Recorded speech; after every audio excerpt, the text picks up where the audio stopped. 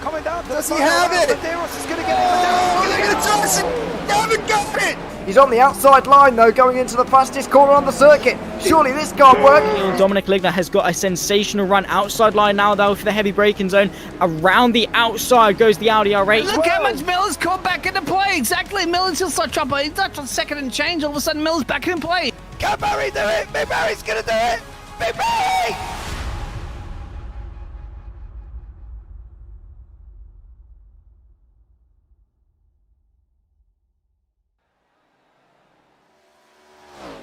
Good evening once again. We are back for the Triple Bypass Gen 4 Racing League Round 7 live from Talladega. I am James Parfitt, going to be joined in the booth by Kenton Sportak again this evening. Is going to come and join me for what plans to be some absolutely incredible racing. Thank you so much for joining us on the day when JPB have finally broken the 1,000 subscribers barrier.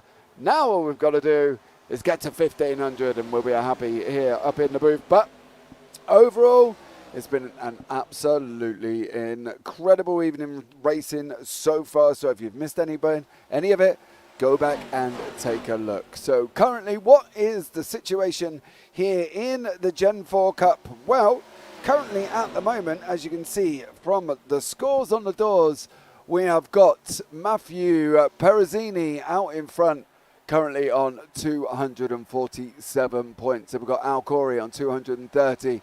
Mizak Keshishian, I failed on that miserably last time, on 217. Ben Harcombe on 215. Carl Gracia on 198. Jason Benson on 197. Zach Roethlisberger on 193. Dustin Barton on 189. Justin Bentley on 186. Zachary Doust on 178. John Crutchley 173. John Campbell 169.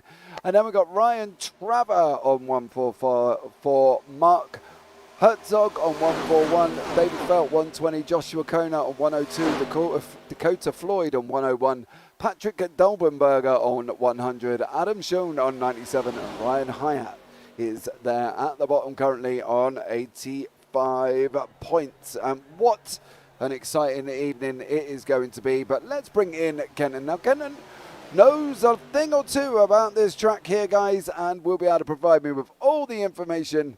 So let's bring him in. Kenton, good evening. How are you, sir? I'm doing well. How about yourself? Not bad. Not bad. Busy day. That's good. Still going. Yeah. Busy day. But overall, Always it's been fun. good.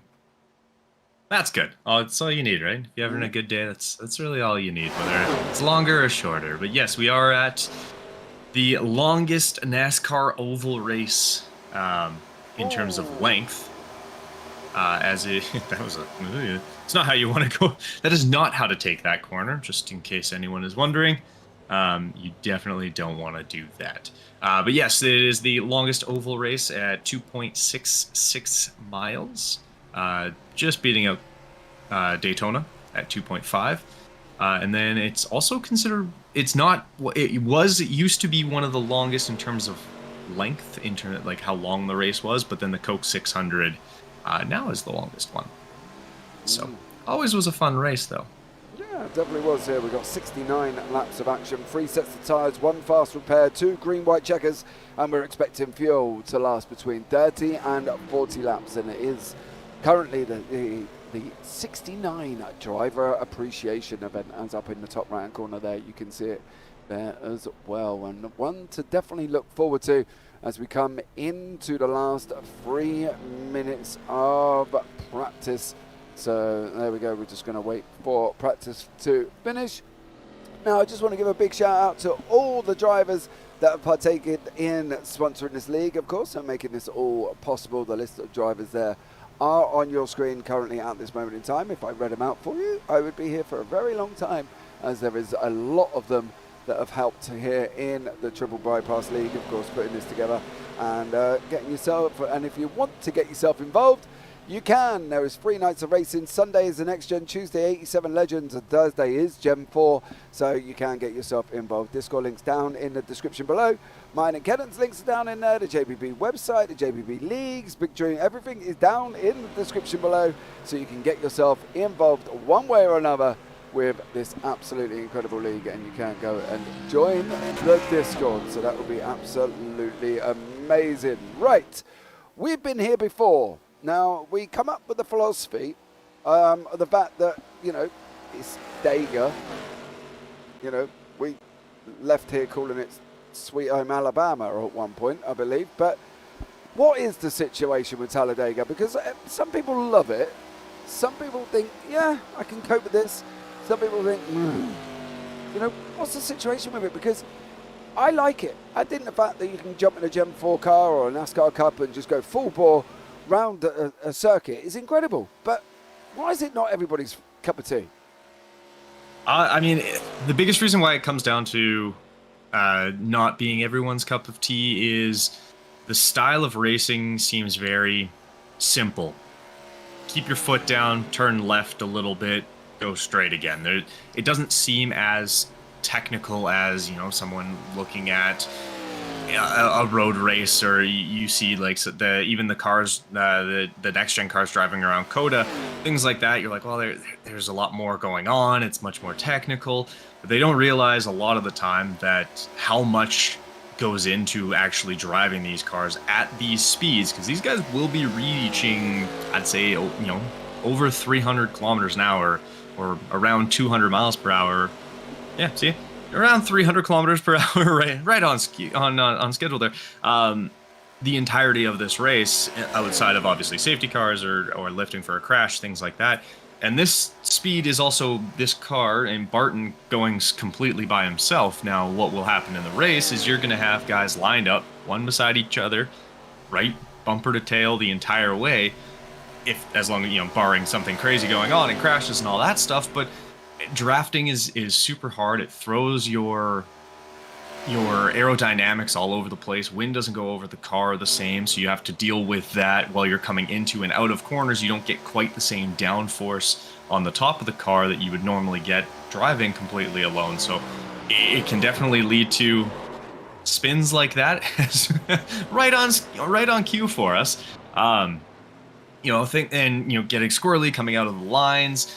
As you're going around corners, you start to end up drifting a little bit. You'll see guys kind of wiggling their way coming out of the corners, and that's always dangerous because you slightly bump somebody, that can lead to a whole bunch of collisions behind you as you get turned around, heading into the walls, things like that. So it seems like such an easy thing when you don't know kind of how it all works, or if you're just looking at it from a very boiled down broad view. But there's way more that goes into even just putting the pedal down and turning left at long track super speedways. So I can get it. Yeah, these cars seem very different to the Cup Series, the Gen 4s. We've seen them before here, of course, with the triple bypass as well. But at the end of the day, the Cup Series seems a lot more stable. We didn't see half of the spins as we're seeing here. We didn't see half as much control. Then, they're driving around 650 horsepower, right? Which is the ARCA series, and the Gen 4 is 725. So how big a difference is that? What are we looking at in relation to the Cup car compared to what we're looking at with the Gen 4 on the screen at the moment? The Gen 4 compared to the ARCA obviously has a lot more power. With a lot more power comes a lot more speed.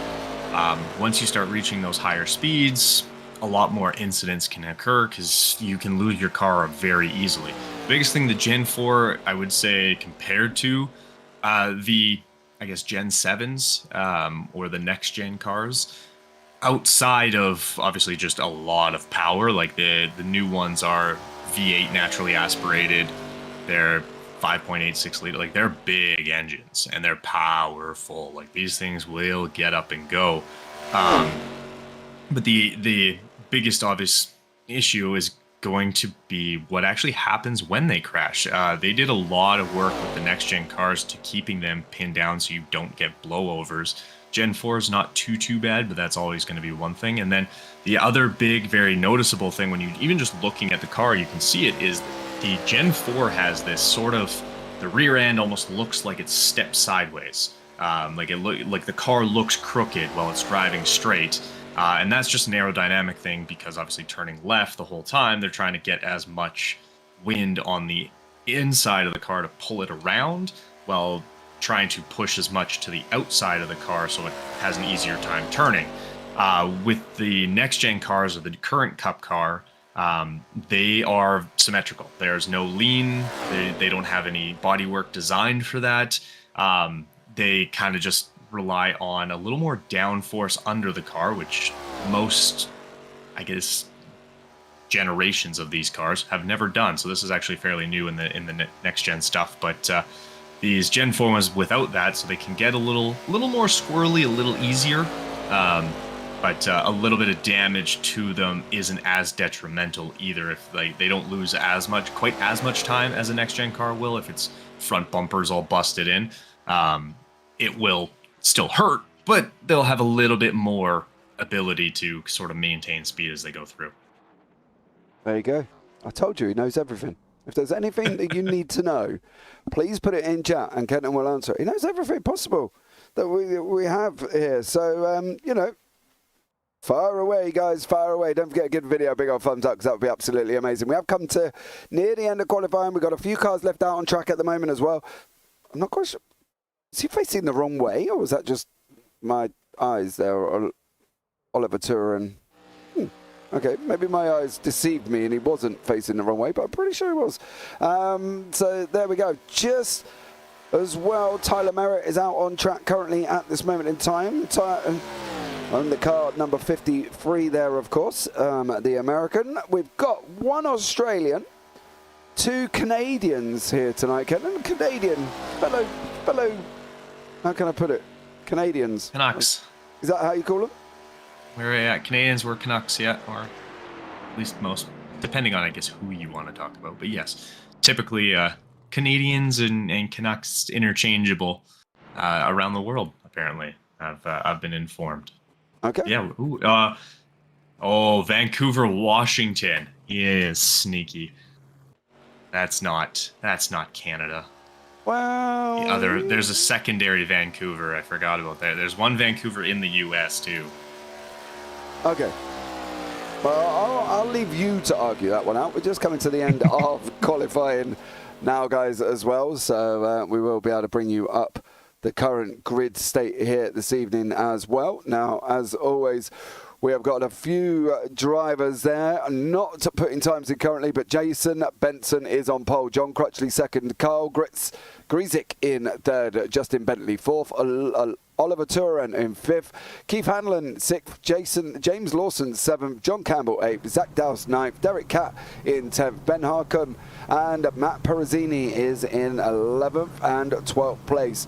Then beyond that, Ryan Traver, Ryan Kemper, Sid Kashishian, Joshua Kona, John Barton, John Creedler, Tyler Merritt, and is that Liana or Iliana? Iliana Hamilton in 20th, Dustin Barton 21st, David Peat 22nd, Al Corey 23rd, Brian Cooper is in 24th, and then Douglas Bramble at the back in 25th. 25 car field here this evening, and one that is definitely gonna get spicy.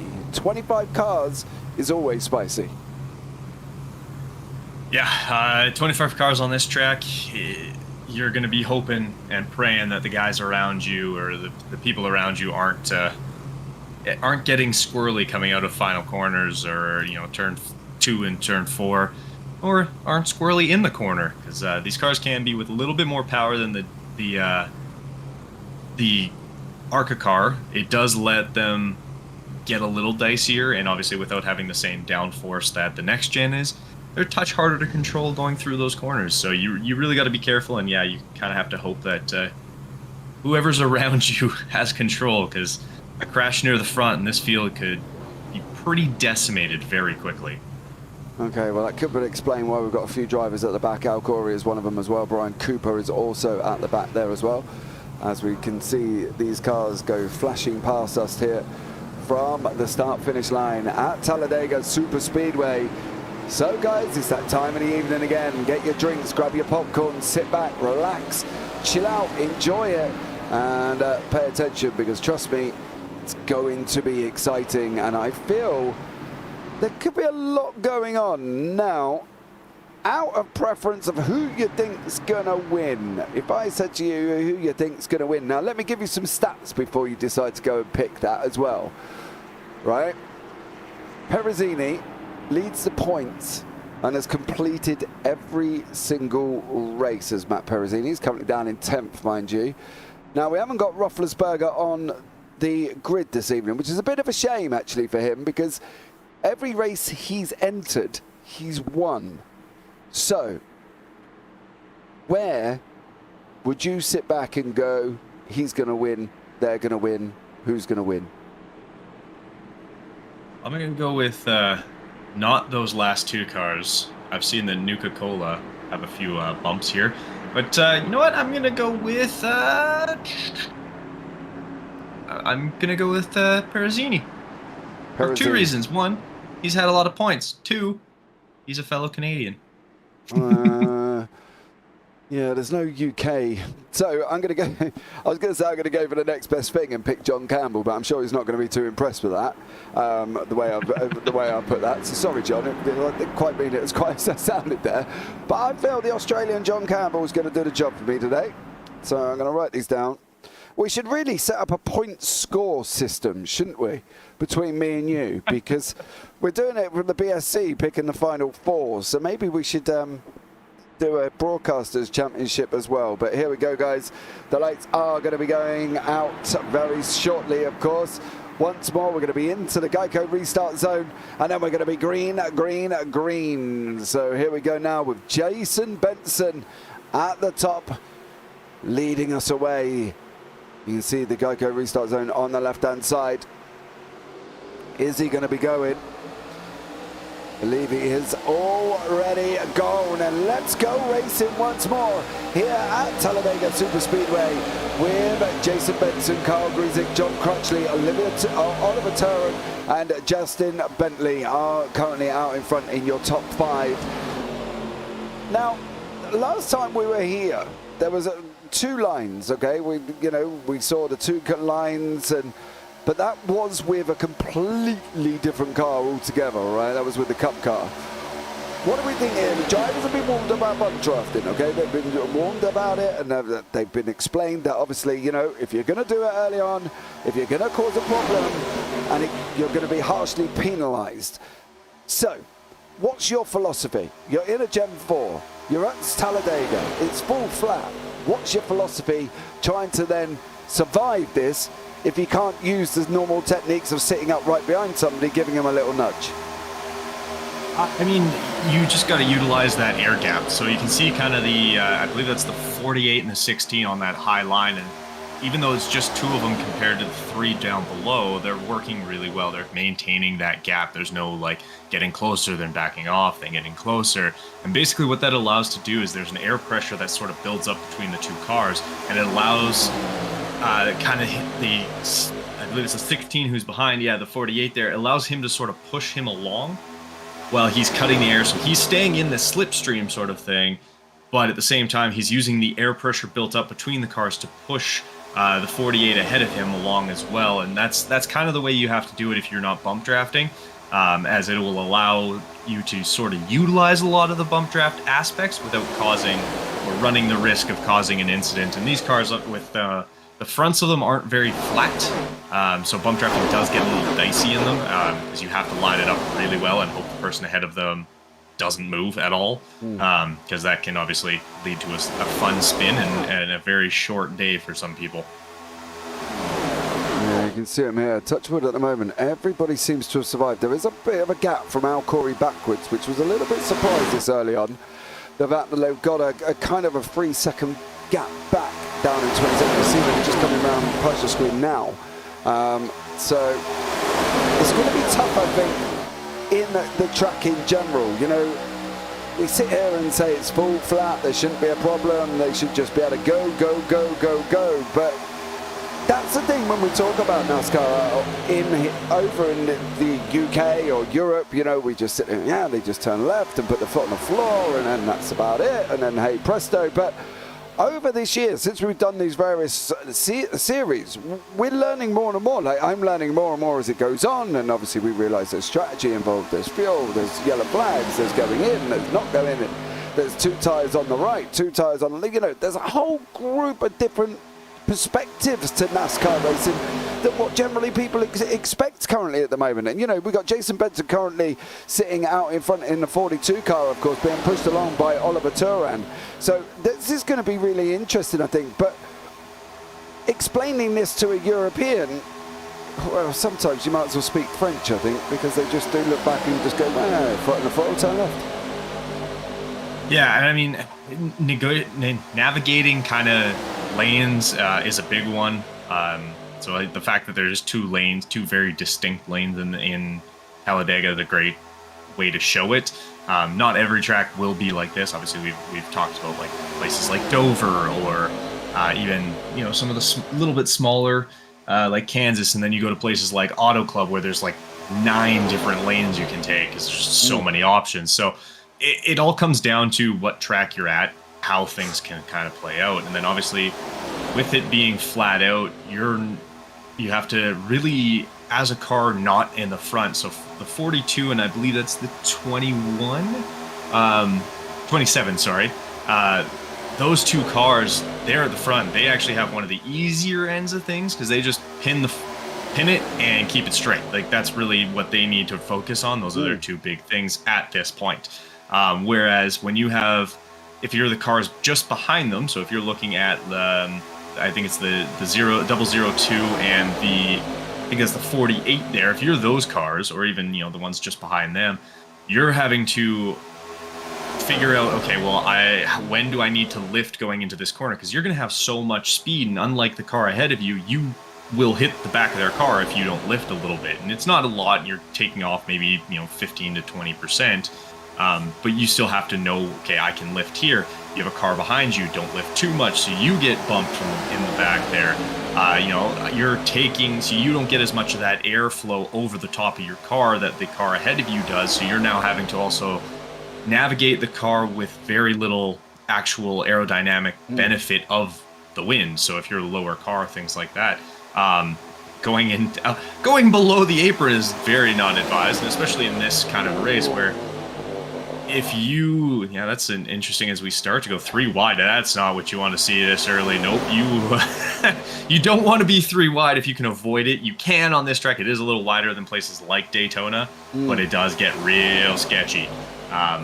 Those top lanes are never the most fun to have to drive around. It's typically all marbled up of old tire pieces and things like that. So I don't suggest doing it often, as they did come out of that actually fairly unscathed. But there's a lot of factors that kind of come into it. Yeah, there definitely was. Now, I think that James Lawson in the 66 there dropped down and took the apron wise. Now, you could see that when he tried to come back up as well, the car was not loving the banking, either. And I think that's one of the things that these guys are going to have to remember is if they are going to drop down onto that apron, they've got to try and deal with 33-degree banking, 32.4 in 3 and 32.4 in 4, and then 16 on the tri-oval. It's not just a flat run straight back up again. It's going to bounce that car, and there was a lot that could have gone wrong there, and lucky for James, he got away with it this time, but I wouldn't like to be seeing that every single time. And from John Campbell's point of view, my boy in the Dunkin' Donuts livery there as well, from Melbourne in Australia, that could have been a very drastic moment because of the fact that obviously he's trying to come back up on a bank curb, which is never easy, is it, at the best of times, let alone trying to do it here as well. And you can see that just in front of Perezzini there, I think that's Dustin Barton in the car, and obviously we've seen Dustin have a few moments, should we say, in practice as well. I wouldn't want to be driving around under the apron, and I certainly wouldn't want to be trying to get back up on the track from it. No, the back straight's a little bit easier as it's only 3 degrees. But yes, coming on a corner, trying to get up, it's so angled that it actually makes it very hard to sort of get your car to come up smoothly. So doing it in the corner is very, very much frowned upon. Because as soon as you come up there, your one tire loses a little bit of the load of the car, and you're suddenly sent spinning, or you lose kind of traction in any grip, and you go up, meet the wall, and cut off in front of somebody, and that can lead to obviously a whole lot of problems. On straightaways, like coming out of turn 4, heading into the tri-oval, it's not terrible. But this track, there's just not a lot of apron, and it with the way it's banked in the tri-oval, going down to the apron doesn't really work the same as in some other places. I know I believe I think it's Nashville or Michigan. There's one of those two, it might even be both, where you can actually drop down, and it's not the way to do it, but it is a way to do it. To go through that tri-oval near the finish line, the start-finish line there. So again, it comes down to the track itself, but yeah, in Talladega, unless you absolutely have to go down below the apron, you're going to want to try and avoid it. And I know in a lot of races in real life, it's actually, you're not allowed to go underneath the yellow line unless like there's an accident and you're forced under it, like someone comes down and basically pushes you down below it. but if you pass under the apron, you immediately have to give the place back and stuff like that. So it's not always the best option to take. Staying obviously on track would be easier. Plus, you're then not having to deal with any dust or debris that's on the inside of the track. Obviously, that's not where you're driving, so there's a lot higher chances of there being a spin once you get on there, just because your tires won't have the same grip they would on the actual track itself. See, that's quite interesting, because I remember having a conversation with a very experienced driver from the BSC about, I was looking at COTA. And you say about the apron and these guys not being able to go below, and they're not going to be able to steady on the outside there. Take it easy there. That's Derek Catt. Seems to be taking a very high line. Wasn't far away from the wall at all. Oh, there's a big switchback further on as well from the 002. Oliver Turan come and took the nose off car number 66 there. That was James Lawson as well. He took the gap. But we were talking about COTA and the fact that basically if it's tarmac, you can use it, regardless if it's outside the curb limit, if it's outside. And I watched the NASCAR series there, and basically they were literally at one of the turns just taking the inside tarmac that was inside the curbing of the actual corner. You know, I just find it quite interesting. If you drop down below the apron, you make a pass, you got to give it back. But yeah, at COTA, you can just drive wherever you like. I just kind of somehow sit back and think, well, you know, we're going to make rules, like, let's try and negotiate the rules around for everyone, and not just who you feel and where you're at. I think that's the weirdest thing. But me, as a European commentator doing this sort of thing, is the fact that the rules change so often, and depending on where they are, a bit more consistency. That's what I'm going. Yeah, I agree. A little more consistency would be good, because it does save a lot of time trying to figure out, okay, well, what am I actually allowed to do? Where can I go here? He saved it. He saved it. That almost ended horribly, very, very quickly. Josh Comer there as well. And the interesting thing is Josh in chat who's put, this is going to be fun. Well, it nearly was for you, sir. It nearly got very exciting. But yeah, but boy, oh boy, did he save it as well, because he got wildly out of control there as well. And manages to save it with 14 laps in. Surely we're not looking at Deg already on the tyres, because that wouldn't be something that I would be expecting this early on at this track, to be fair. No, it was more likely, I'd say, a case of a little bit of tunnel vision. You start focusing on the car ahead of you so much that you kind of lose where you are on the track, and it tends to cause you to drift a little bit, especially if the car in front of you even starts drifting. And then you just run a risk of introducing your wall or your door to the wall, and that's not the most ideal way to drive around the track, contrary to what Ross Chastain tried doing. That doesn't really work all that great all the time. So, yeah, you want to try and keep it off of there if you can. Oh, I'm glad you brought him up earlier on. Well, I showed you, didn't I? I was testing the overlay for tonight, and Ross Chastain was in the session. Now, the unfortunate thing for that is Ross Chastain disconnected from the session before the race started. Now, I don't know if it was really him. I don't know. I just got a bit excited for him both moment that he was there as well. Now, my issue at the moment is Trevor, Corey and Cooper are losing time. Like, they've just lost nearly 3 seconds as well here. But yet, they're working together in a draft. Why, then, are they dropping back so much in conjunction with the pack? So, right there. That's the reason. You can see, so the 96 is losing the gap. He keeps backing off a little bit, but they're also not staying straight. Like, you can see them obviously coming around the corner there. You want to tuck in to that line, and all three of you be in that line. Once they come off the corner, you can see they kind of wiggle around a little bit. They're not staying in that straight line, so you actually are kind of losing. And then once you start going too far to the outside, you start creating what's called a side draft. Once you start side drafting a car, you both end up losing time. The other thing that does not help them is the fact that there's 3 of them, and the front group is still really tight. Like, there's a very uniform gap going on between that front pack there. And because they're able to work together, but yeah, like going out out wide like that, that does nothing to help them. So it's really kind of 2-ish of them. Whereas you can see, although right now they're gotten very, very wide up front, as you are going 3 wide going into this corner, or into the tri-oval there and heading into it. You've got almost 4 here. Again, doable at Dega, not advisable very often. For that reason there, yeah. Josh Koner again, nearly causing his own little dramas there. They're trying to run it up front. They're all getting a little bit squirrely now. We're getting into that interesting section of the race where they're all getting a little bit loose, a little bit soft. Deck-wise, what do we think on Talladega here? You know, you going in, clearly we think between 30 and 40 laps anyway. But going in, what are we looking at tyre-wise? Are they going to change all 4? What's the situation, do we think? With this, with Talladega, it's very similar to Daytona in the sense that it's not disastrous, or it doesn't really degrade the tires super hard. You could probably, if you wanted to push it, as the 71 gets a little loose, is he going to come back up? He is. He's going to try and keep it low, but I'm not sure if he got twisted or what happened, or if he just turned a little bit too much, but yeah, that sent him right into the apron.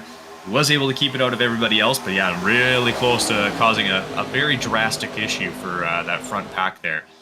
Which then would have obviously cascaded all the way through the back. Yeah, and Zach Dowse there as well. The unfortunate thing for him is he's now dropped all the way down to 21st place and is now driving on his own with a 1.9 second gap in front and a 13 second gap behind. If he's not careful, he could lose a lot of time here as well, and it's going to be very difficult to get back onto the pack and try and gain that position and stay with them, because he has lost an absolute chunk of time currently at the moment. So poor old Zach there, down now in 21st place, just from one squirrely mistake. What are we? He's pretty much already lost that. Yeah, he's well down. I don't think he's gained. It's now 3.2 seconds as well. So I don't think anything he's going to be able to do at the moment, apart from rely on pit stops as well. It's an interesting one as I think, looking at what we were looking at in practice here as well, Kenton, and the fact that there was cars going off quite a lot. To the fact that we've managed 20 laps with 49 to go and we've not had one incident so far, I think is a testament to these guys in considering what we were witnessing in practice. It was very difficult to realise what I think they were trying to achieve in practice, whether or not they were running different lines, whether or not they were trying different things. But there was a good few little spinners and that on track during practice. But so far, touch wood, lap 21, and we're still green. So hopefully. Yeah, if anyone gets taken out in the next couple laps, we're just gonna fully blame James on that one. But it's been really clean so far. Commentator's curse right there. I can see it.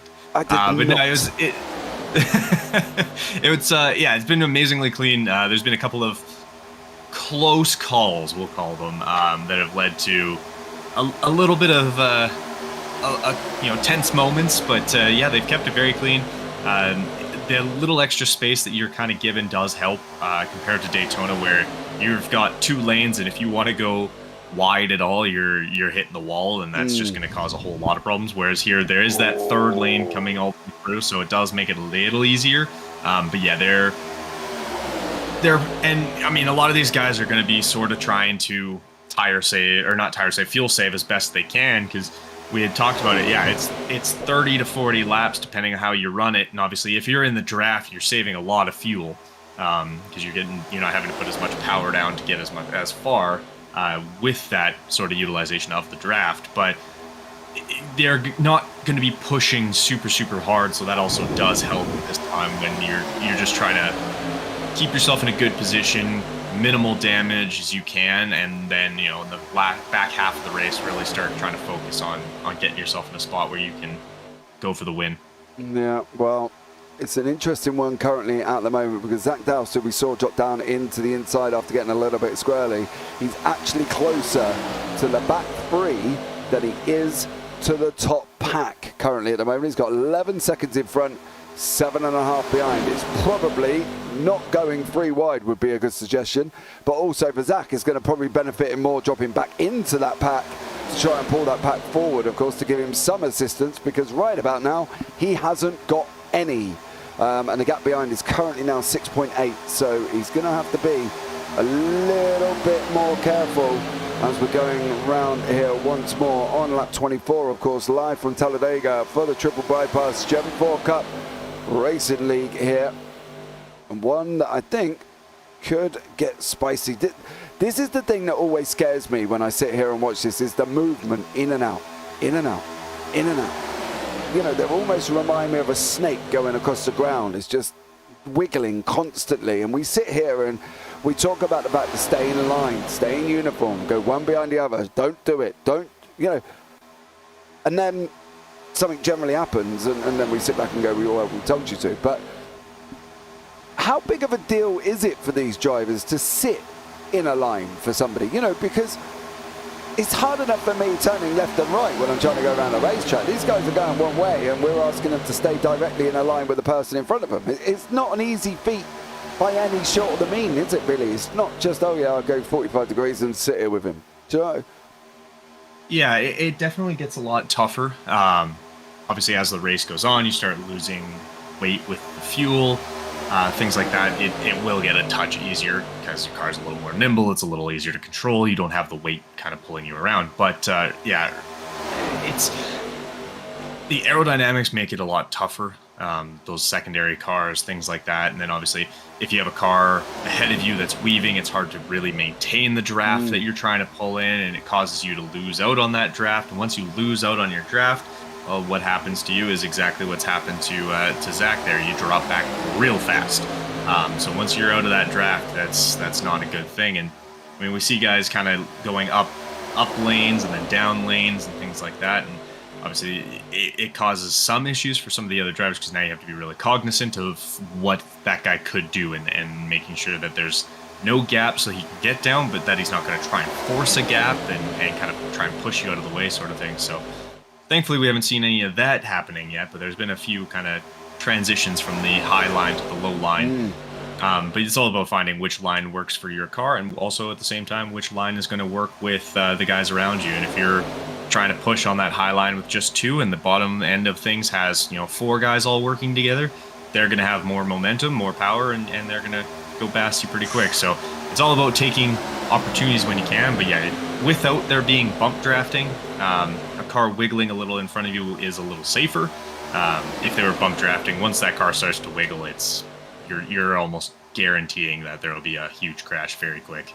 Yeah, I think that was the thing. They just said, they didn't turn around and say you're not able to. They just turned around and said it's probably discouraged from bump drafting, and especially basically if you bump draft and cause a wreck, you're going to be penalised quite heavily. So for these drivers, they've got to try and pick what's going to be the best way, what's going to be the best deal, oh man. That moving up and down they've got to be sat there being careful on that. And that was currently Justin Bentley, went from the bottom to the top and now sat behind the 69 here of Joe Barton.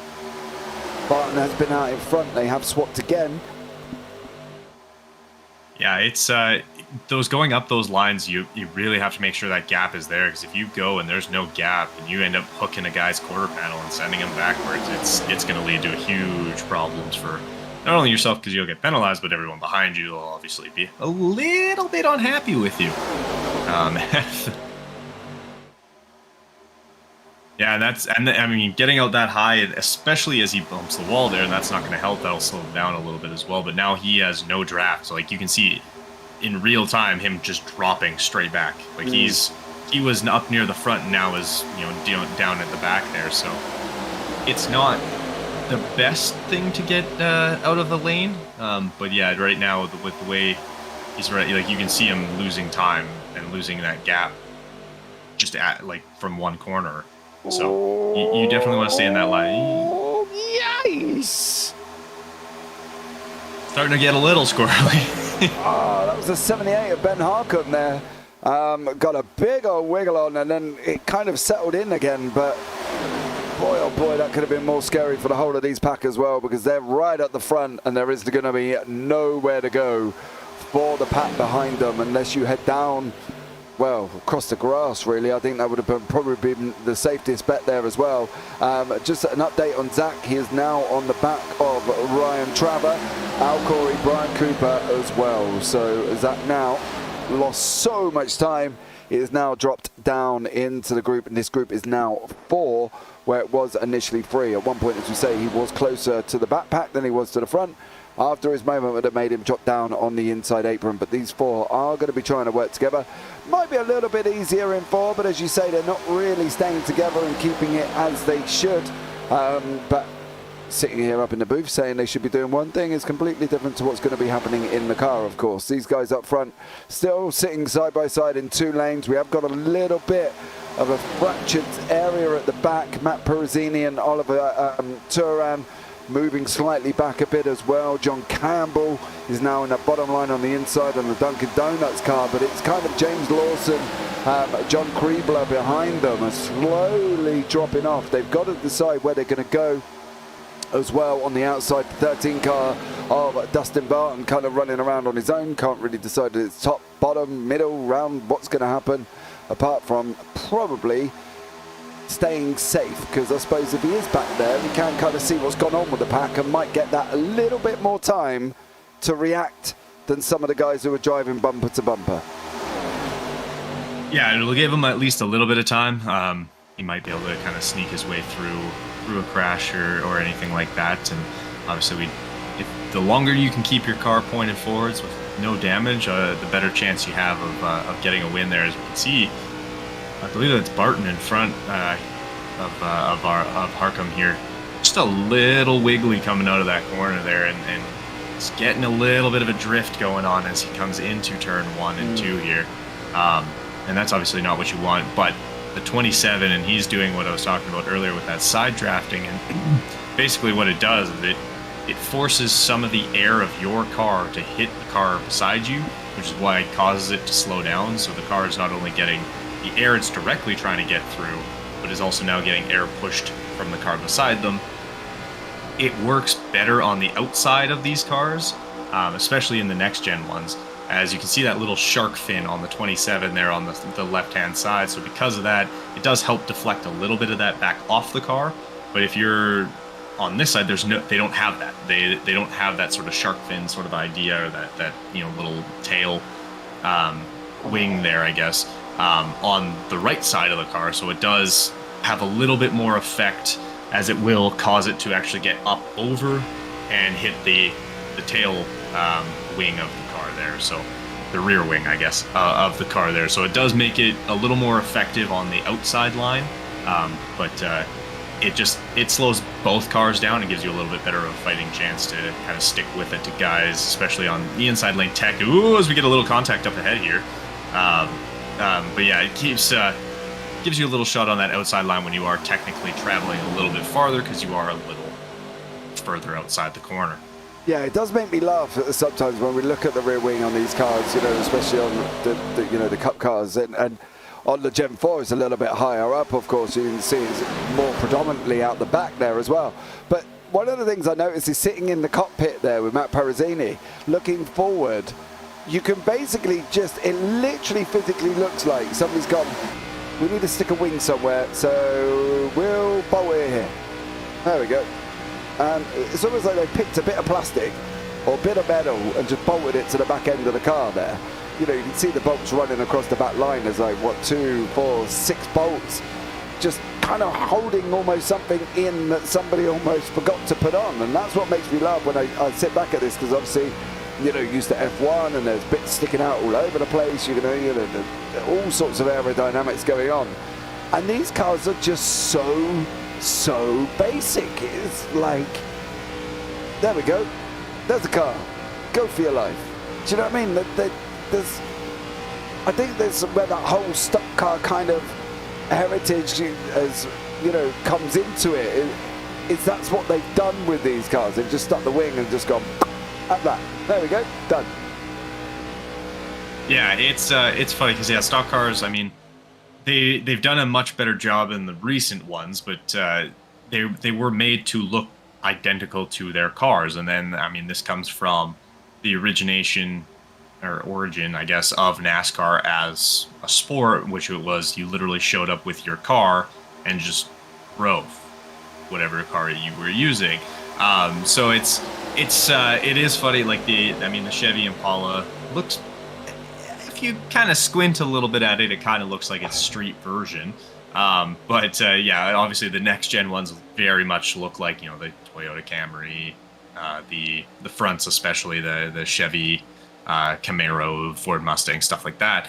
And the main reason behind it is it was meant to be your car. So obviously they're much more modified, but they wanted to kind of have that sort of look to it. So yeah, them kind of bolting things on, again, it came from sort of their origins. And I mean, it's really funny too, if you ever watch a NASCAR race and someone loses or gets some damage to a body panel and things like that. In F1, you get a little damage to, like, say, your side pod, you're pretty much done. There's nothing, they're not going to be able to really do anything. In NASCAR, you lose a fender, duct tape's on its way. They will make you one. If you got a dent in here, all right, grab those hammers, let's hammer this thing out here. Like, there is zero care. It's duct tape, hammers, and screws. If you can't fix it, too bad. We'll just tear the thing off. Or sawzalls, that's the other big one. They'll just straight cut off pieces if they have to. And I mean, it's the difference of why Formula One is super based on aerodynamics. Like, everything comes down to aerodynamics. Whereas in NASCAR, it's not nearly as much of a necessity to have a super aerodynamic car. It obviously helps, but they will straight up just cut pieces off. You'll see cars driving without a hood in NASCAR, depending on the track and how the race has gone and stuff. But yeah, seeing duct tape on them, that's a Tuesday. Yeah, I've noticed it's kind of more getting it back on it. I think at one point I was watching a race and they basically got the angle grinder out and was pulling the front left wheel arch away from the wheel, but he couldn't get it off, so he was there angle grinding it away in the middle of the race, which I just found completely baffling. But as you say, it was literally getting it out on it, and at the end of the day, it kind of gives it where it came from, didn't it? I think with NASCAR as well, you know, at the end of the day, that's what it's all about. You've got your car, you're going to race it, you're going to finish the race, whether you've got 4 bits on it, 5 bits on it, 6 bits on it, 7 bits on it, or a whole car, you're going to finish it.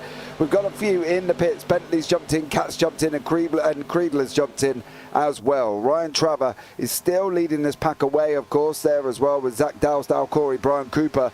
These four slowly closing back up, and I am going to say slowly because it has come down a little bit from the 20 seconds. It seems a 4-car train is working better for these guys than the 3-car did as well. And Zach Dowse kind of did this group a favor in a way by dropping back into it, which seems ironic, but at the end of the day, it's kind of worked out quite nice for them as well. There is a few heading down into the pit lane. Currently at the moment, they've dropped down on the inside. There's a big gaggle. Whoa! That's not how you go in. Oh, contact as well from the 53. Tyler Merritt tagging the 55 there of Keith Hanlon.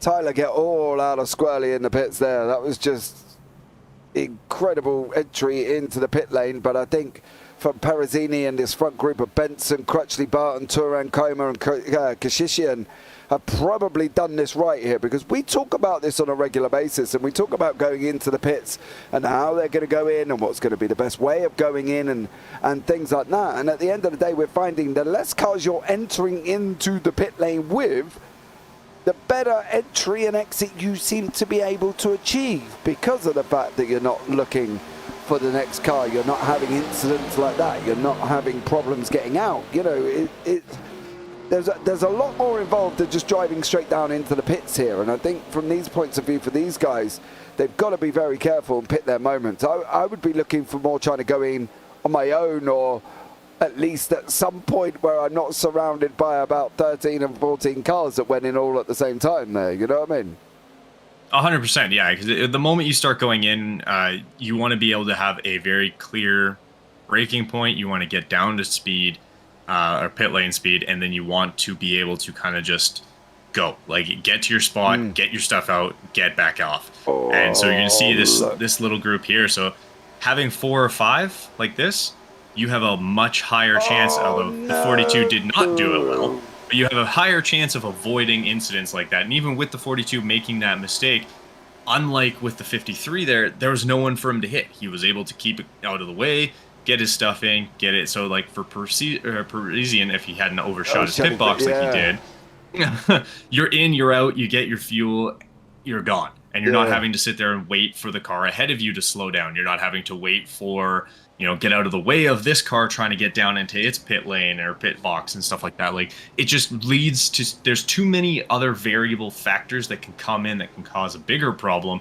if you go in with a bigger group. And like, it's looking like this might actually work out. Like Barton's coming out, Pruzini is coming out. Like, all these guys are going to come out, and there's a chance that they actually come out ahead of the front group of cars here. And obviously, I think Turan hasn't come in yet, I don't think. No, Turan and Coma haven't come in yet. They didn't get out in front of the group. Grisic and Perezini didn't clear the cars in front. We've got obviously the number 2 there as well. That's Derek Catt. I think Derek must be running on the same lap, but it seems that he's registering down in 20th place at the moment. But yeah, he's on the same lap as Carl Grisic behind. I'm a little bit confused about that one. I don't think he is down that low, I've got to be honest, from Cat. So we'll give it a minute to see if it settles down. If not, we'll give it a quick reload and see what happens there. But somebody on the same lap, sitting behind somebody up front, cannot be that far back, I don't think. Yeah, I think we're going to have to give it a minute, I think, at this point, because it's got second there, and never mind. It will catch up, I'm sure. Yeah, we'll figure it out. But yeah, okay, so yeah, Persini ended up not getting ahead of the front, I guess 2 ahead of him, but he's now in a net 3rd place. So he didn't lose as much as, someone else, and I will slightly contribute that personally to him overshooting his pit box. Which is always going to take, an extra second, and now you have to get back down into an extra gear, and then you have to back up, and it's a pain. So yeah, overshooting pit box, not what I suggest doing. Yeah, definitely not on this one. I think we give everybody just a brief little minute to come round at the moment, because Oliver Turan and Joshua Kona are the registering that they haven't pitted currently. So we'll give this all 25 to go here. They've got to be in very, very soon, unless they've done an absolute stellar fuel-saving mission and managed to keep the car going. They seem to be going considerably faster than the people behind, which is even a little bit more strange for Turan there as well. But he seems to be doing a pretty good job at this moment in time. I was going to say, I think it's more so because of the light fuel, yeah, and when your car is a lot lighter because you have a lot less fuel in it, and he locks up. Ooh, I'm not sure if he was going to get down to speed in time there. Locked up a little bit coming around that corner. And that's the other thing. You don't use your brakes here at all.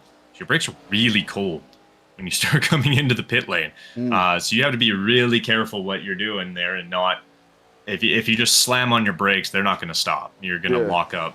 You're going to have problems very, very fast. So yeah, you kind of. It's funny, I know in the Cup car it's not as drastic, because I believe they are ceramic brakes, so they don't need as much heat to work properly. But the brake drums in the older cars, you do have to kind of brake a little hard to start just to get the heat into them, and then you can kind of not necessarily trail brake, but you can brake properly sort of after that, once that happens. I love the terminology of brake properly. I love the fact that we're on an oval and we're asking people to brake, and the only time they do it is when they drop off the track and down into the pit lane, and yet we're expecting them to stop on a dime, and unfortunately it doesn't always work like that. So I think it's quite interesting to see these guys getting these cars to stop at the same time, because it's not an easy feat dropping off that try and then coming down on into the pit lane. We've seen it. It's not easy at the moment. Derek Cat is still registering as being on the same lap as Carl Griesick behind here, but yet is sitting down in 19th place. A little bit bizarre. Something might have happened that we didn't see. I didn't see anything because nothing's popped. He did have a really long pit stop there. Yeah, James Lawson has had an incident. James Lawson here did have an incident. And I wonder if this was coming where he got... Oh, he just stops. Oh, obviously that's what we watched earlier.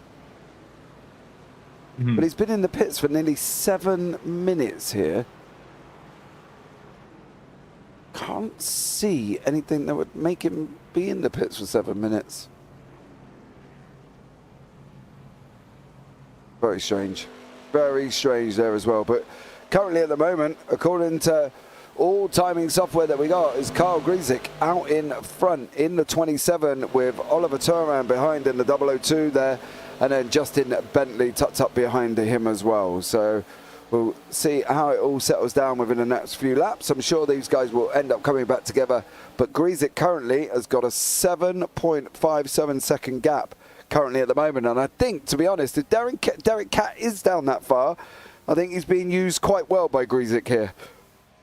Yeah, I mean, he's definitely using him to pull himself along, and it looks like, yeah, because Derek Cat, looks like he had almost a minute-long pit stop, so, or just over a minute. So I'm not sure what happened with him there. Something must have gone wrong while he was in there, but yeah, he's definitely utilizing the fact that he is there to kind of pull himself through. And obviously, if you're the number one car and you're in the lead here, you're going to want to have as much of that help as you can, because as soon as... You know, if Derek Cat ends up having to pull off or go into the pits again for any other reason, well, now he's left all by himself, and they're going to be coming fast, and he's not going to be able to defend them. So this is basically helping him maintain some form of a lead, and he's going to have to hope it holds up.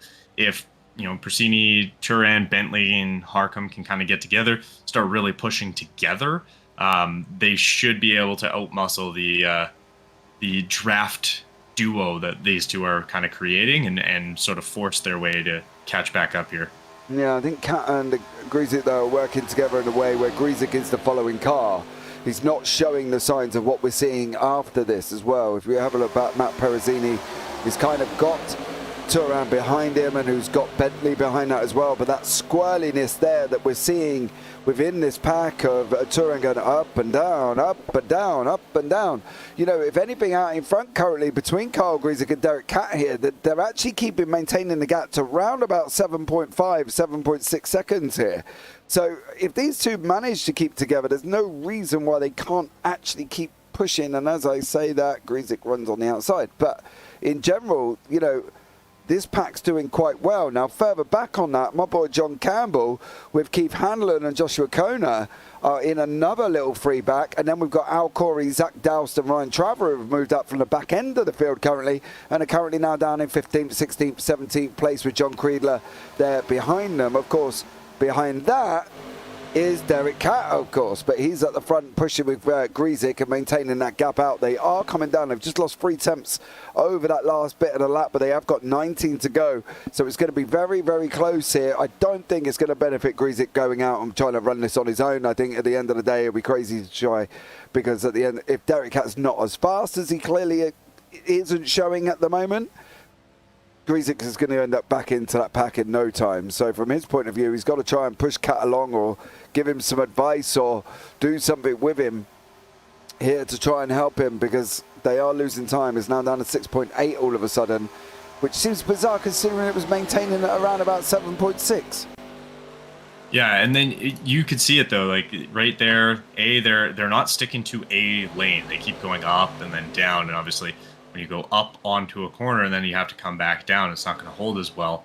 So doing this kind of in between lane stuff is not going to be beneficial. And then yeah, Grizik seems to be kind of going to the outside. And again, that's going to, instead of him getting any form of a draft by being that halfway over, he's now taking some of the wind that's getting pushed off of Cat and having it hit dead onto the front of his car, which is then going to go over and hit his, it's going to cause more wind for him to cut through opposed to staying directly behind him, in which case then Derek Cat is cutting the wind for him. So this little bit of squirreliness and not kind of staying in a lane and sort of drifting up and down, it's going to hinder them. And you can see it's already gone from 7.5 seconds 2 laps ago, and they're already down to 5.5. So it does also really help that Persini, Turin, Bentley, Hargop, like they're in a bigger group.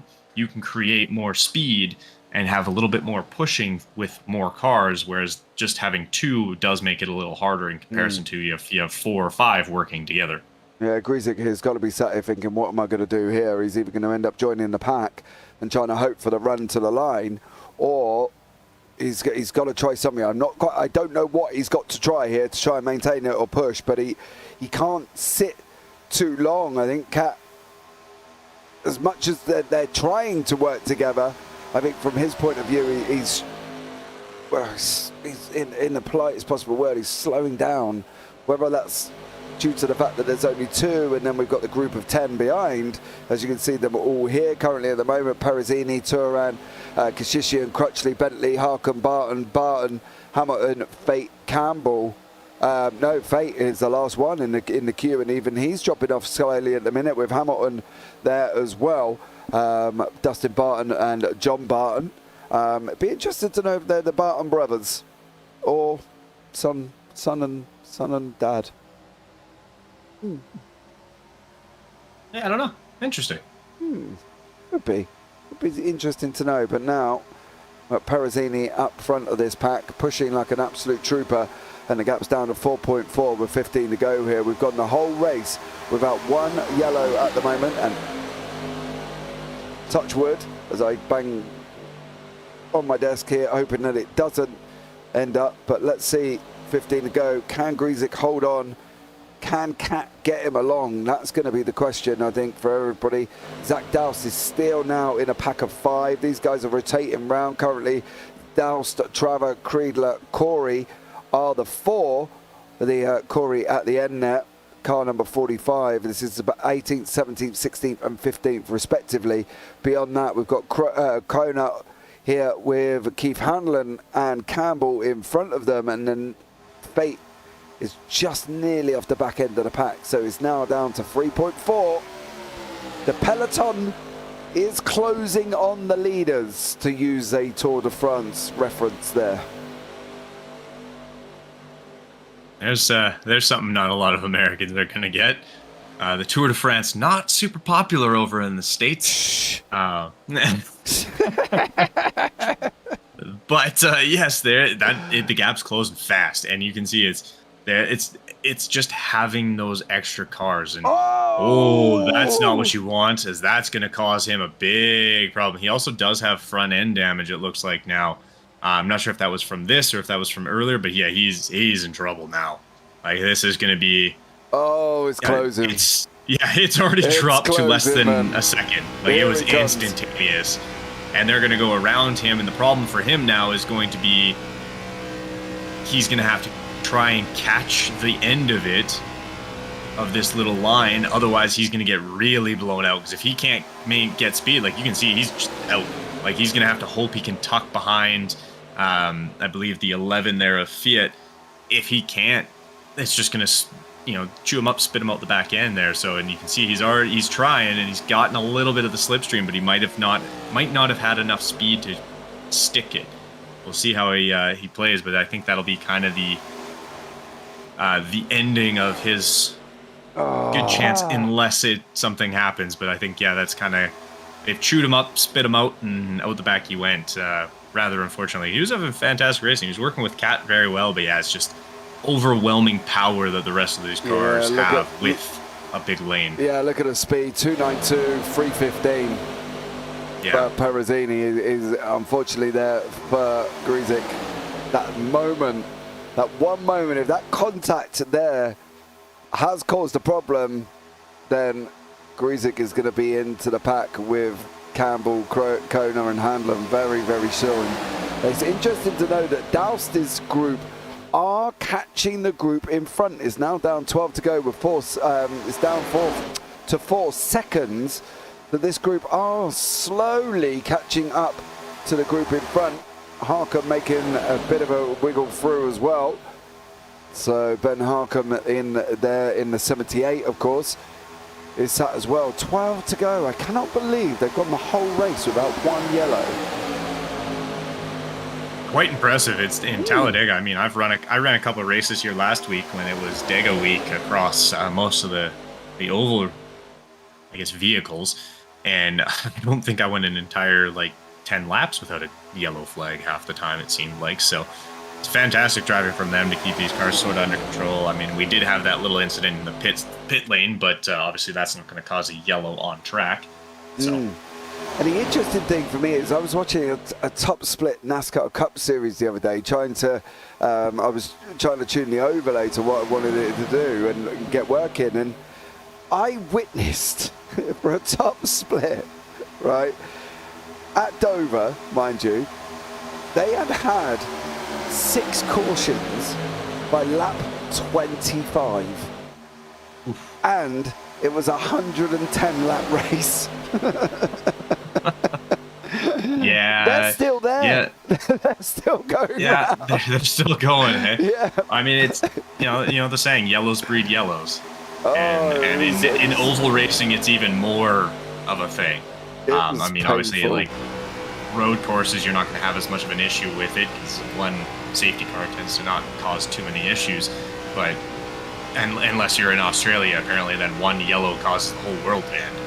That was ridiculous in the F1 race, but in oval racing, yeah, yellows breed yellows, and it's very, very easy to see when it starts to happen and when things start going sideways and things. They tend to, if it goes sideways, it goes sideways very quick. Yeah. But the interesting thing is, I was trying to resolve numbers on the tower, and I was having a bit of a tower issue at the time that I was trying to program in and get dialed in. And of course, you haven't seen it yet this evening, but the tower does something wonderful under a yellow. And the problem is when there was so many cautions, it kept doing it. So I couldn't see if my changes were doing anything because I couldn't see the tower long enough because they were going on, and about 30 seconds later, it would do it again. And I'm like, okay, this is getting slightly annoying, boys. You know, your top split, there was like a 7.5k driver in this split. And it was just going completely wrong. But the interesting thing about it was they'd only made one split, so the lowest driver was on 798 IR in the split with a 7.9k, I think he was, or something ridiculous along them lines. And it was just yellow, yellow, yellow, yellow. In the end, I gave up. I come out. I was like, I'm never going to get done what I want to get done in this session because it was just yellow, yellow, yellow, yellow. And I just felt, right, I've got to find something else here to try and get this to work because I can't sit in this session any longer. So, touch wood, guys, you might not see what the timing tower does on the left-hand side when it goes to a yellow flag because these guys are doing an absolute superb job here trying to keep these cars on track, and they are, touch wood, doing an amazing job at the moment. Oh, where are you going? The 68 of John Barton just seems to be sat in the middle of nowhere. I'm not going to say the Barton brothers because one's from Canada and one's from America, so unless there's been something going on. And they've registered under the wrong flag. Oh, it's all getting squirrely now, Kenton. They're all kind of getting in position, aren't they? Yeah, they're starting to kind of find their spot that they think they can make their move from. Like, I know, obviously, guys are trying to follow and push and sort of get their space that they need so they can make a move. And we got 7 laps to go, and this is when you're going to start seeing guys put a little extra, take a couple extra seconds of, I guess, aggression into the lap and try and pull or push their way to a spot they need to be a little bit more. They're not going to be quite so, oh yeah, I'll just give him some space. It's going to be, no, you're not taking that space. So it's now is when we start to get a little bit more hairy. And the interesting thing as well is the Hanlon group that we were talking about so much earlier on with Zach Dowse, of course, in it. They've now managed to catch up to the group in front of them. So this group is now 8 cars strong.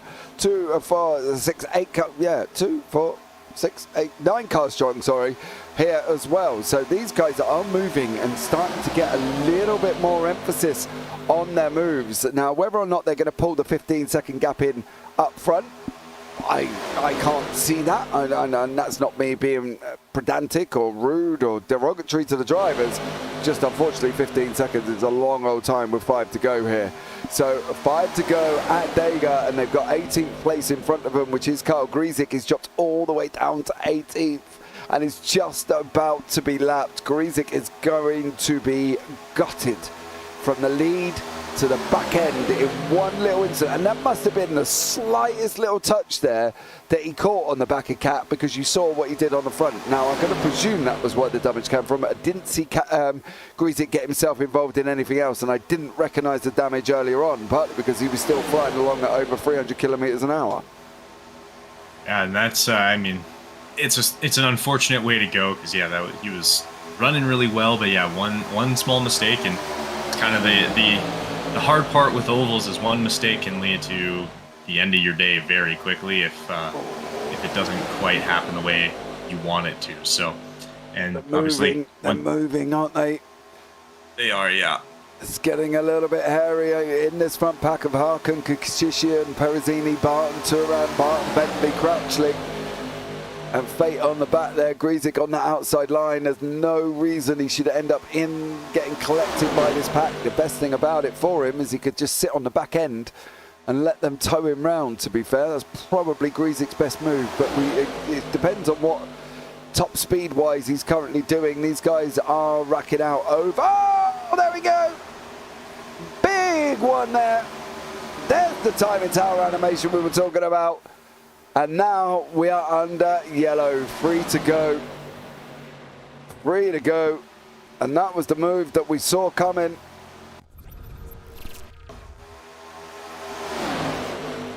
And it was all in the front pack, I believe. It wasn't in that backpack. I don't think it was in that. It wasn't in that backpack.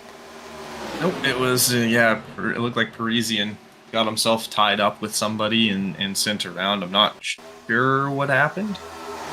Perezzini, sorry, yeah. Yes, tapped by the 002. And up he goes. Oh. Literally up, and he goes Barton there as well. Yeah, the 002 Turan there. Oliver Turan probably got to look at a little bit of responsibility on that one. 3 to go on the yellow. This is where it's going to get even more exciting, because everybody's going to come back together.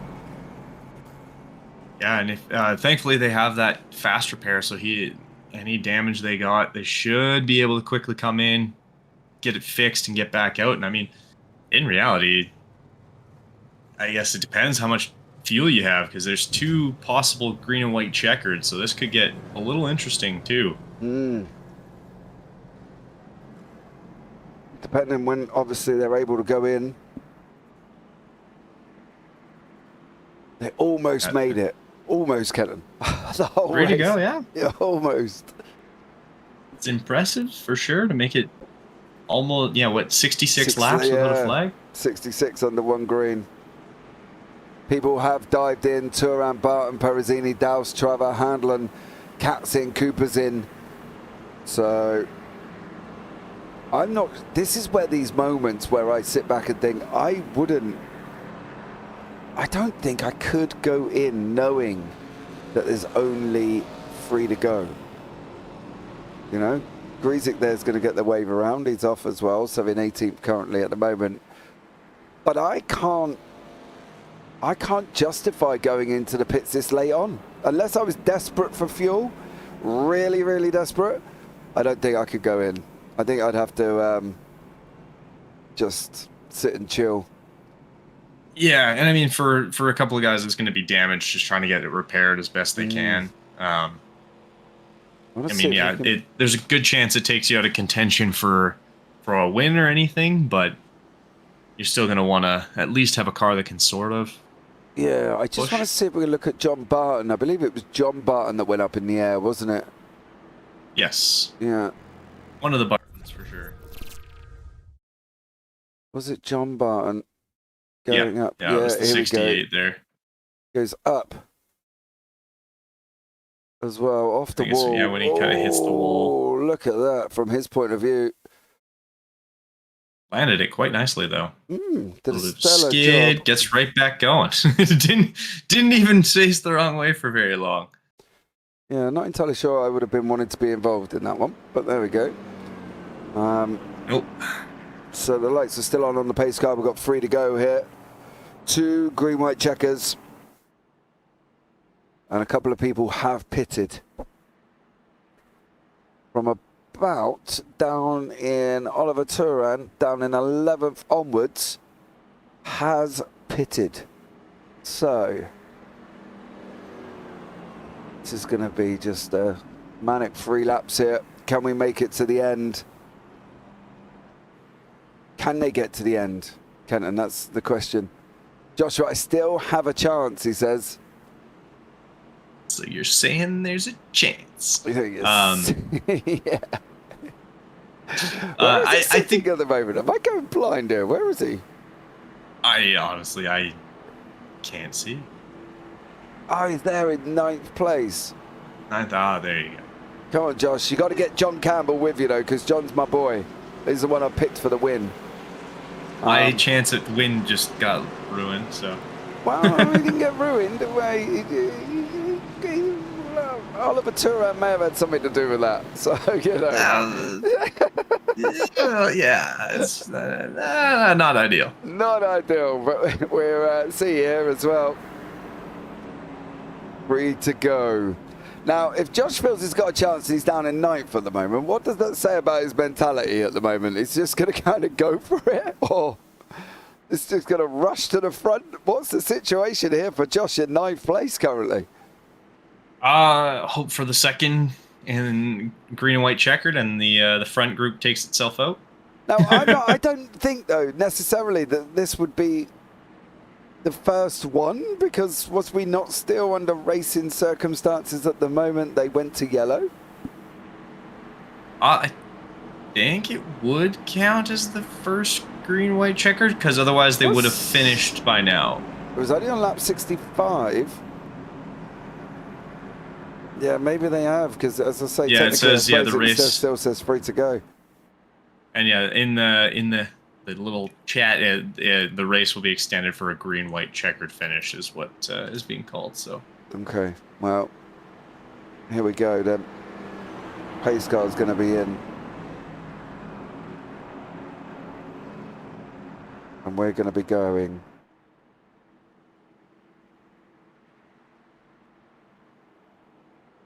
Oh, I'll try. God, just let me know how you get on. I'll keep an eye out, bud. But here we go. Sid Kashishian is currently the lead driver, right beside Ben Harcombe, Dustin Barton, Justin Bentley, John Crutchley, David Felt, Ileana Hamilton, Al Corey, Joshua Kona. Let's see how this works out. 3 to go. We're going to be back racing very, very shortly. Into the Geico restart zone we go. And we're underway.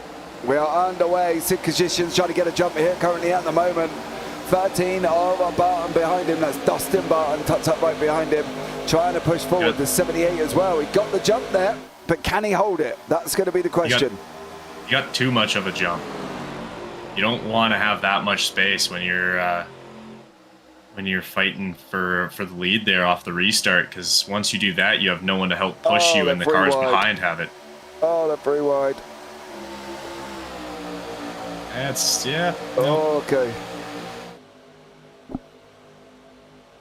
But yeah, if you get too much of a gap off the restart, you lose out on everything that is, your momentum, and the cars behind you with someone pushing them are going to blow right past you, and that's what happened. Now he's already down into 5th place. Ooh, that's an interesting little block that he just pulled there. Yeah. That'll probably get a look at or two. Yeah, but the problem is he didn't put himself in any prime position by making that block. He lost more positions than he gained there. We're now going to be running 3 wide. We're now going to be... And we're on the final lap, so there will not be another green-white checkered. We are going green no matter what happens now, so they got to be careful because that can kind of ruin a lot real fast. Yeah, here we go. There's movements in the middle. They're coming round. 3 banks. Kona's in. Oh, he's gone. Oh, there goes one. Ew, the front group's There's still another running. contact up in the head. And there's a big crash going on in the back. Right, here we go. How are we going to see what Contact happens? there again. Oh, no. They're maintaining it. Oh, it was Crutchley took it, I think. Oh, that's up there with that's a way to finish that. Yep. Crutchley took the win from Harkham, from Hamilton. I have to have a look back at that final lap. Or Hamilton can't seem to win in F1 and NASCAR now. Ooh, ouch. Rude. You can have a look here as they come across the line.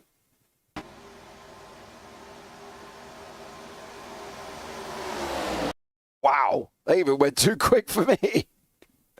Yeah, that's they're motoring along there. I don't know if you caught that, but Parisian had a car on top of him while he finished. I did not catch that one. Did you not see how fast they come across the line? I did, but yeah, right there. You can see it. So if you right there. Wow. That's one way to cross the finish line, I guess. And one going back. There he is. Oh man. That's the 117 there.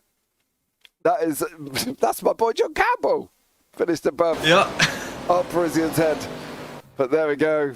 What an ending. I made it through the wreck. You did. Josh, you finished in 8th place there, bud. Stellar job. I love the fact that they come in. I made it. I survived. It was a good wreck too. Yeah, it definitely was. Yeah. So there are the results on the bottom of your screen. Crutchley, Harkham, Hamilton are your top 3 with Turan, Feet, Campbell, Parisini, Kona 8th place, Kashishian 9th, Barton 10th, Corey in 11th, Griesick 12th, Barton 13th, Bentley 14th as well. And we will give it up on your screen so you can read it as well if you feel. So Hanlon, Trevor, Doust, Cooper there as well. And then beyond that, we've got Creedler, Merritt, Lawson, and Bramble was the final finisher. But you gotta think about the fact that that was just incredible there of an ending, and you know, it's not every day you get a car on your head, I suppose. Hopefully not, at least. If it is an everyday occurrence, I have many questions for you. But yes, that's definitely a very spectacular way to finish. He finished on 2 tires on concrete, and I think like right after they crossed the start-finish line there, he was completely on top. So it's a way to go, I guess. I think he technically finishes ahead as well. I'm not entirely sure that would have been the best way. Not gonna lie, I kind of feel there might have been other ways that they could have finished that, but that was just a general close one there for these guys. So, but you know, hey, look, they finished. That's all that kind of matters at the moment, I think, and one that is, you know, quite impressive to sit back and watch. I've got to be honest, it was a great ending, but not in an ideal kind of way, you know. But hey, we did say that there could be a few incidents and accidents there, but overall was unbelievable. Let's pull. Is Crutchley here? Can I get hold of Crutchley? No, I cannot. Here as well.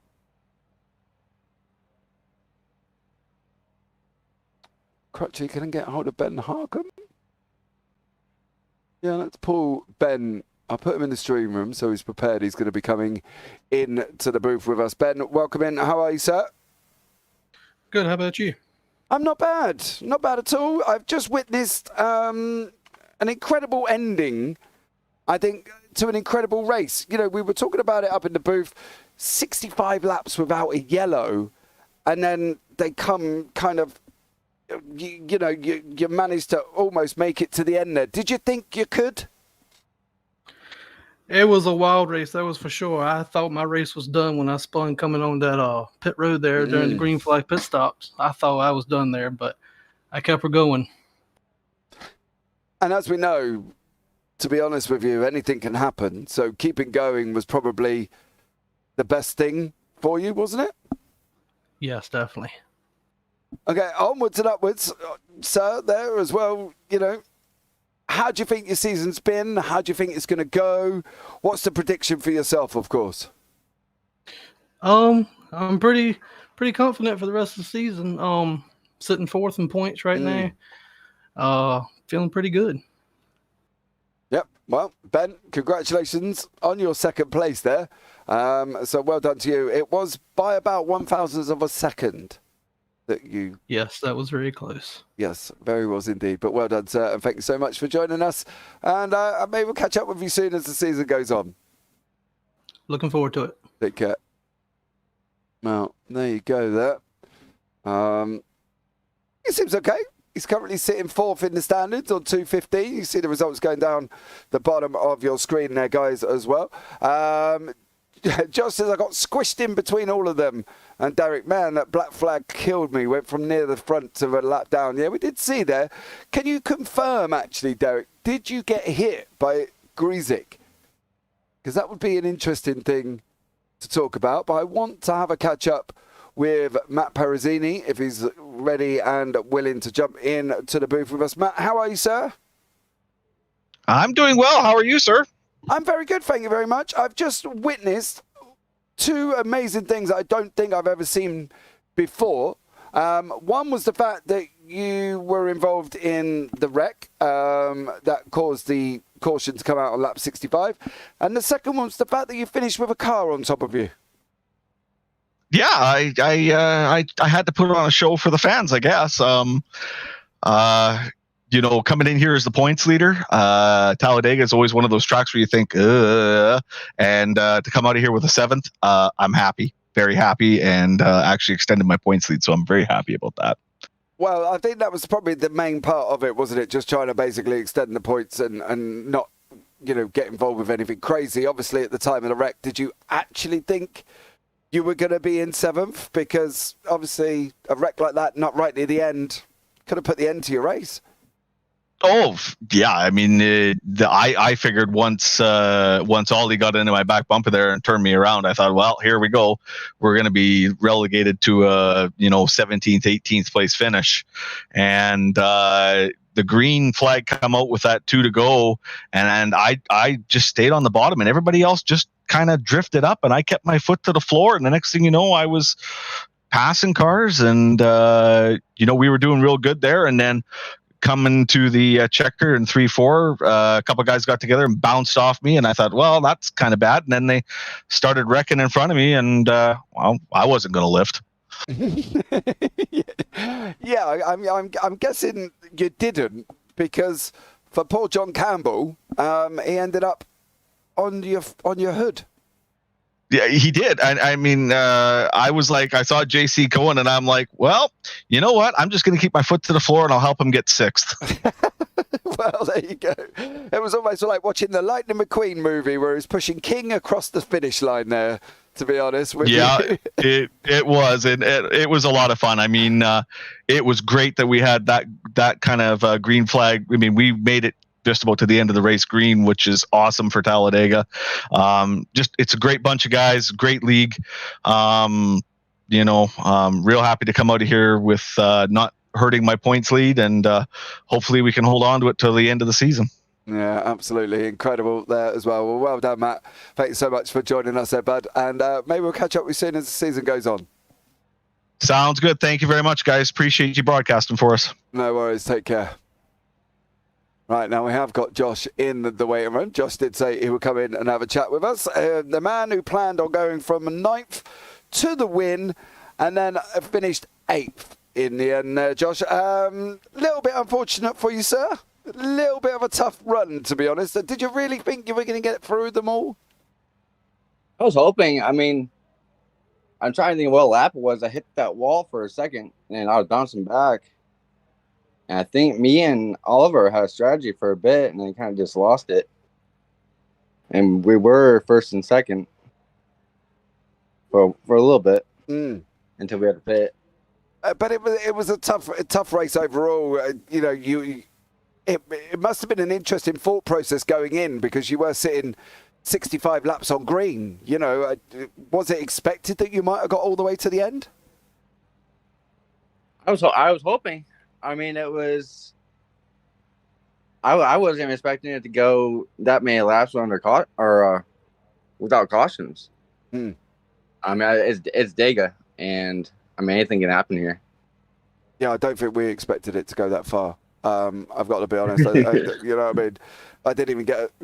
It was only that last yellow where I got to show off my fancy transition on the tower for you. But at the end of the day, it must have felt good being able to go that long. It just goes to show that obviously you can keep up with the pace at the front with the guys as well. It's an interesting season overall, I think, here as well, Josh. What is your plans for the season currently? My current, just keep on going. Just keep on trucking as much as we can. There's a lot of talent here in this league. And, I mean, as much as I can grow off them and keep on going and keep on learning as much as I can also. Yeah, you're currently down in 16th in the standings there as well, young sir. But thank you so much for joining us, Josh. Is there anyone you want to give a shout out to before we let you go? I want to give a shout out to everybody in the league, actually. Myzik, everybody. I mean, they put on a great show here for the league, and so does Al. I mean, I love driving with these guys. I really do. Yeah, absolutely incredible. Well, Josh, thank you so much for joining us. And unlucky, but I suppose lucky as well because you finished 8th. Exactly. Thank you, guys. Take care. You too. Well, there you go. There, Josh coming into the booth with us as well. I do want to try and I was trying to see something as well. But Kenton, overall, not a bad race. 65 laps of green. And then, of course, we had the cars coming across the line on top of each other. Yeah, it was, a tale of two totally different situations. Completely green, nice and smooth, no problems. And then people on top of each other and cars going backwards and a little different. But, it was a fantastic race. Lots of fun and definitely kept a very exciting time with all the lap changes and obviously having that one pit stop and everyone coming in for that. And we even had some fun pit lane problems. So it was a good overall race for sure. Yeah, it definitely was. I think that kind of what makes the racing, I think, here as well is just obviously it was great because they almost got to the end and they almost got there and then they just didn't quite make it. So unfortunately for these guys, they did go lap 65 without a caution there as well. So well done to them. Derek, oh, that was Kyle on my screen. We had space the entire time and he crumbles, I guess, on his... He somehow ended up underneath my booty. Yeah, we're not entirely sure what happened there, Derek. All of a sudden, he just kind of got a crumpled front end and then dropped down right the way down the order very, very quickly. So, unfortunately for Carl Greasick, there was a bit of an unfortunate one. But there you go, guys. That is the end of another triple bypass racing Gen 4 Cup race from myself and Kenton Sportak up in the booth here for JPB. Thank you so much for joining us. If you are watching back, give the video a big old thumbs up. That would be absolutely amazing. And don't forget to subscribe if you haven't already. We broke the 1K barrier today, so pushing onwards and upwards. But from myself, guys, and Kenton Sportak here as well, as always, take care. Have a great week. And you never know, we might see you on the track sometime. Good night.